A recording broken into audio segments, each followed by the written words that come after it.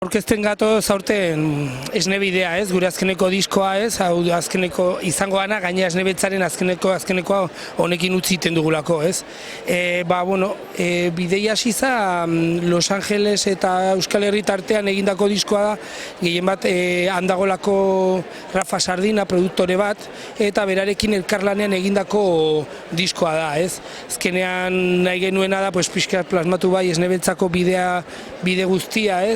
beti izan dugu diskotan kolaborazio asko, bidaia asko, musika estilo asko beti uztartu izan ditugu, eta nahi genion kutsu berdina izatea, eta nola Euskal Herriko norbait kanpoan bizi dena, artista ezberdin askokin lana egin duena, eta hoixe zan, eta azkenean aurkitu daitekena da hori, bidai bat, beti bezala,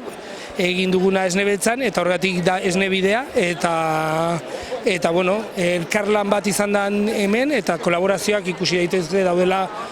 Euskal Herritik, Mexikora,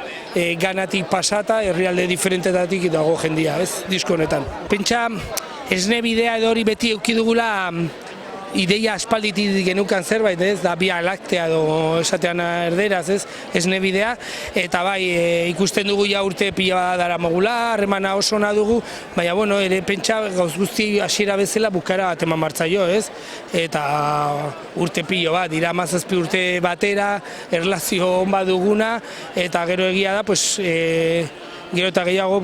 bizitzaren gauzengatik kostatzen zaizkigu gauzak egitea, eta ere ikuste genuen momentu hona zela bukaera edo amaiera bat ematea, nahiz eta guk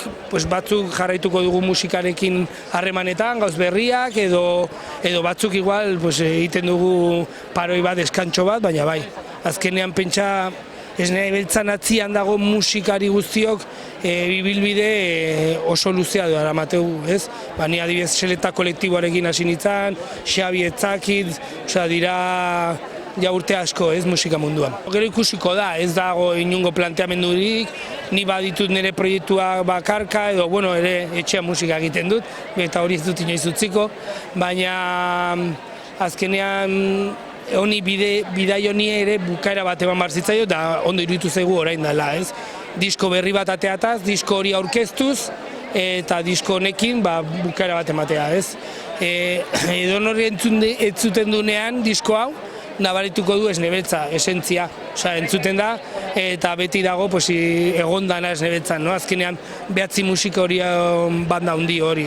nabaritzen da. Ez gaur egungo produzioa oso minimalistak izaten direnak, hemen nabaritzen da oraindik kutsu hori mantentzen dela, eta hori izan nahi dugu.